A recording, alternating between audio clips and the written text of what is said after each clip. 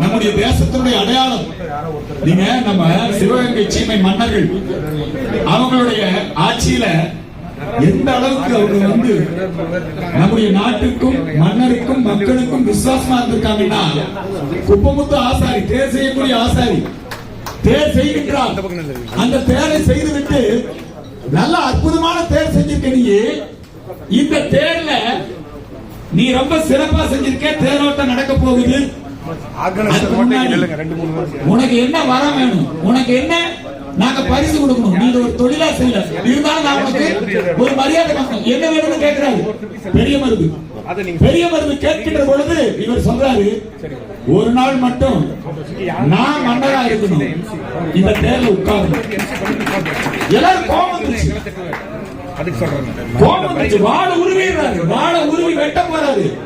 அப்ப பெரிய மருது சொன்னார், இல்லை, அவர் கேட்பது நியாயம்தான்.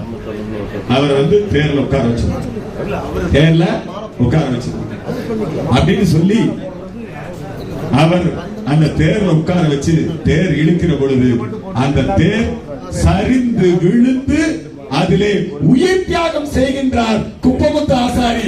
அதுக்கப்புறம் தான் தெரிஞ்சது எனக்கு வெறும் தொழில் இல்லை, அதனாலதான் கர்மாங்க இல்லைங்களா? விஸ்வகர்மா, இந்த உலகை படைத்தவர் விஸ்வகர்மா. அப்படிப்பட்ட இந்த சமூகம். அதனாலதான் நம்முடைய பாரத பிரதமர் நரேந்திர மோடி அவர்கள் RSS உடைய வளர்ப்பு, அடல் பிகாரி வாஜ்பாய் அவர்களுடைய சீடர், அன்பு தலைவர் அத்வானியுடைய சீடர், அவர் தன்னுடைய பிரதமர் பொறுப்பில் இருக்கிற பொழுது பிரதம மந்திரி விஸ்வகர்மா யோஜனா திட்டம், விஸ்வகர்மாங்கிற பேர்லயே ஒரு திட்டத்தை துவக்கினார். எல்லா கைவினைஞர்களையும் அதுல இணைத்து. தெரியும், எப்பவுமே தொழில் செய்யறவங்க ரொம்ப பாதிக்கப்படுவாங்க, வறுமையில் இருக்குங்க. தொழில் செய்யறவங்க இல்ல, நீங்க தொழில் கருவிகளே செய்யக்கூடியவங்க. நீங்க தொழில் செய்யறவங்க மட்டும் இல்ல, தொழில் கருவிகளையும் செய்யக்கூடியவர்கள். சிற்பிகள் இருக்காங்க, பொம்மை செய்யறவங்க இருக்காங்க, தங்க வேலை செய்யறவங்க இருக்காங்க, தச்சர்கள் இருக்காங்க, பல வகையான தொழில்.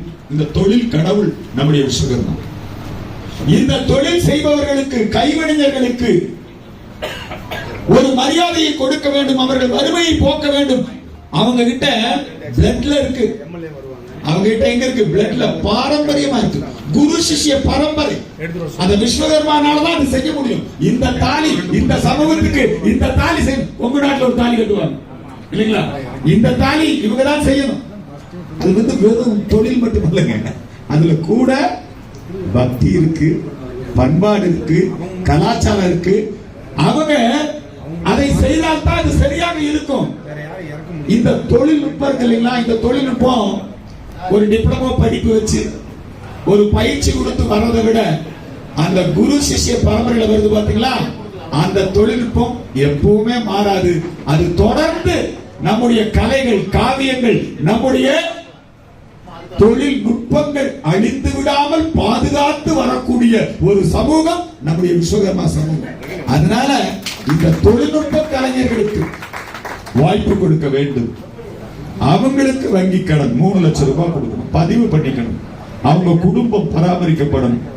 அவங்களுக்கு இப்ப வேற நல்ல கோரிக்கை வச்சிருக்காங்க, அற்புதமான கோரிக்கை இல்லைங்களா? இதுக்கு ஒரு மந்திரி சபையே வேணும். நரேந்திர மோடி மனசுல, ஏங்க, நரேந்திர மோடி மனசுல நிச்சயமா இதுக்கு ஒரு மந்திரி சபை உருவாக்குவது மட்டுமல்ல, அவர் ஏற்கனவே சொல்லியிருக்காரு, இதுக்கு பல்கலைக்கழகம் நோக்கணும். இதுக்கு பல்கலைக்கழகம் எல்லா, அதாவது அந்த தாய்மொழியில அந்தந்த பகுதியில இதுக்கு ஒரு பல்கலைக்கழகம் துவக்க வேண்டும் என்று சொல்லி இருக்கிறார். இப்ப நீங்க எல்லாரும் நரேந்திர மோடி இந்த 9 ஆண்டு காலத்துல நம்முடைய பாரத நாட்டில் அவர் செய்திருக்கின்ற அற்புதமான திட்டங்கள், ஜன் தன் திட்டம், நேரடியா வங்கி கணக்குல மக்களுக்கான பணம் பலன் எதுவாக இருந்தாலும் நேரடியா வங்கி கணக்குல வரவு வைக்கும். கொரோனா காலத்துல பெண்கள் அவர்களுடைய வங்கி கணக்குல நேரடியா 500 ரூபாய்.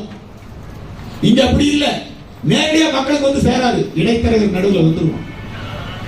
இந்த நாட்டில், நம்முடைய நாட்டில் நரேந்திர மோடி அவர்கள் நல்ல பல திட்டங்களை செயல்படுத்தி இந்த 9 ஆண்டு காலத்துல விஸ்வகுருவாக, இப்ப நமக்கெல்லாம் விஸ்வகுரு யாரு? விஸ்வகுரு நம்முடைய விஸ்வகர்மா. இந்த நாட்டினுடைய விஸ்வகுரு நிலைக்கு இன்னைக்கு நம்முடைய நரேந்திர மோடி அவர்கள் அதை உயர்த்தி கொண்டு இன்றைக்கு சென்றிருக்கின்றார்.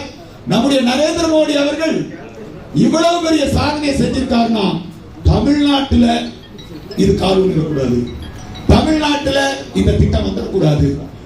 பிரதம மந்திரி இந்த விஸ்வகர்மா யோஜனா திட்டம் அமல்படுத்தின உடனே டக்குன்னு இந்த திமுக அரசாங்கம் அந்த திட்டம் மக்கள்கிட்ட போய் சேராம இருக்கிறதுக்கு என்னெல்லாம் பண்ண முடியுமோ, எப்படியெல்லாம் தடுக்க முடியுமோ அப்படி எல்லா விதமான சதி வேலைகளையும் செய்து தடுக்க முயற்சிக்கின்றார்கள். எந்த நல்ல திட்டத்தையும் தமிழ்நாட்டில் விடமாட்டாங்க. ஆனால் அந்த நல்ல திட்டங்களை தமிழ்நாட்டிலே பிரதமர் மோடியுடைய திட்டங்களை கொண்டு வந்து சேர்க்க வேண்டும் அப்படிங்கறதுக்காகத்தான் தென்னாட்டு மோடி, தமிழ்நாட்டு மோடி, நம்முடைய அண்ணாமலை அவர்கள் இன்றைக்கு நெற்மக்கள் யாத்திரை போடுறாங்க. இல்லந்தோறும் மோடியின் திட்டங்கள், உள்ளந்தோறும் தாமரை. 234 தொகுதிக்கும் எந்த கட்சி தலைவர் போயிருக்காங்க சொல்லுங்க? எந்த கட்சி தலைவர் நேரடியாக சென்று மக்களை சந்தித்து இன்றைக்கு மக்களுடைய பிரச்சனைகளை புரிந்து கொண்டு பானை செய்பவர்களாக இருக்கலாம், பொற்கொள்ளர்களாக இருக்கலாம், பனைமரம் ஏறக்கூடியவர்களாக இருக்கலாம், அவர்களோடெல்லாம் சென்று பேசி அந்த பிரச்சனைகளை எல்லாம் உள்வாங்கி எந்த வகையில் எல்லாம் அவர்களுக்கு உதவும். இப்படிப்பட்ட ஒரு தலைவர் கிடைப்பது அரிது. பெருந்தலைவர் காமராஜருக்கு பிறகு நான் சொல்லுகிற பொழுதே சொல்லுவேன், குஜராத் காமராஜர், டெல்லி எம்ஜிஆர், நம்முடைய நரேந்திர மோடி, அது மாதிரி தமிழ்நாட்டு காமராஜர் நம்முடைய அண்ணாமலை. முதல் முதலமைச்சர், நமக்கு முதல் பிரதமர் யாரு? உத்தமர் ஓமந்தூரா. முதல்ல யாரு? சுதந்திரம் வந்த உடனே தேசிய